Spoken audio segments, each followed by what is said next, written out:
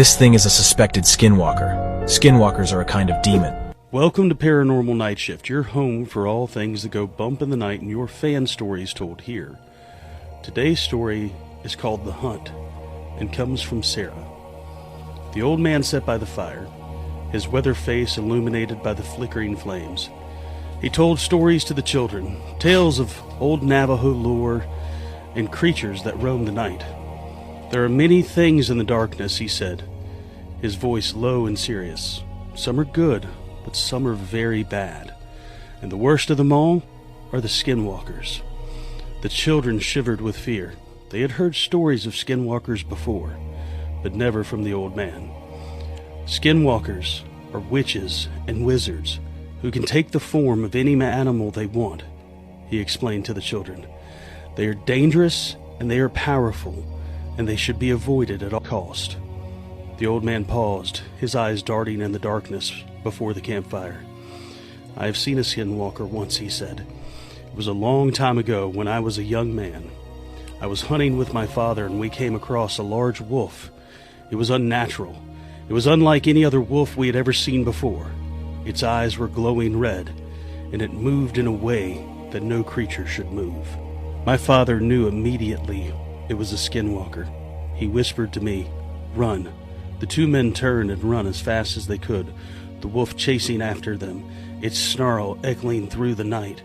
They ran until they could no longer run, collapsed with exhaustion on the ground.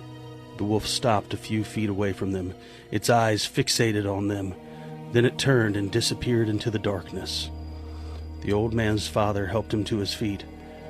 "We are very lucky to be alive," he said. "Skinwalkers are not to be trifled with." The old man finished his story, and the children were silent. They all looked at each other with fear in their eye.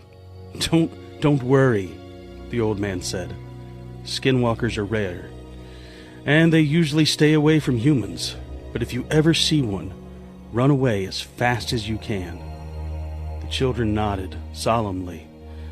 They would never forget the old man's story. Years later, one of the children, a young woman named Sarah, found herself alone in the desert at night. She had been hiking with her friends, but they had gotten separated.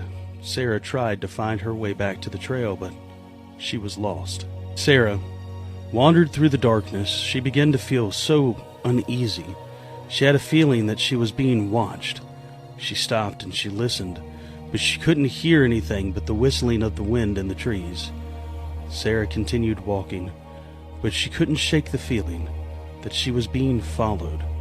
She would glance over her shoulder periodically, and then she started to see something move in the shadows. Sarah was frozen in fear. It was a wolf, but unlike any wolf she had ever seen before. It was large and it was black. It had glowing red eyes. The wolf stared at Sarah for a moment. Then it began to walk towards Sarah. Sarah knew that this was no wolf. This had to be a skinwalker. I turned and ran as fast as I could, the skinwalker chasing after me every step of the way. Its snarl echoing through the woods. I could hear its lungs breathing and bursting with air. The skinwalker was getting closer, very closer now. It chased me, and as I ran as fast as I had ever ran before, I felt like it was right on top of me. Just when Sarah thought she was able and that she was going to be caught, she saw the light in the distance. It was a campfire from her friend's campsite. Sarah ran towards the light with all of her might, the skinwalker close on her tail. It ran faster than any other creature Sarah had ever been encountered with.